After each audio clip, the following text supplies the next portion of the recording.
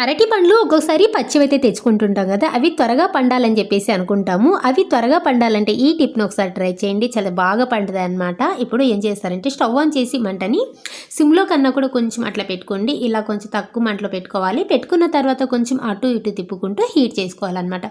ఇలా హీట్ చేసుకోవడం వల్ల ఏంటంటే అందులో ఉన్న పచ్చిదనం అంతా పోయి కొంచెం హీట్ అవ్వడం వల్ల పండవడం అయితే స్టార్ట్ అవుతుంది.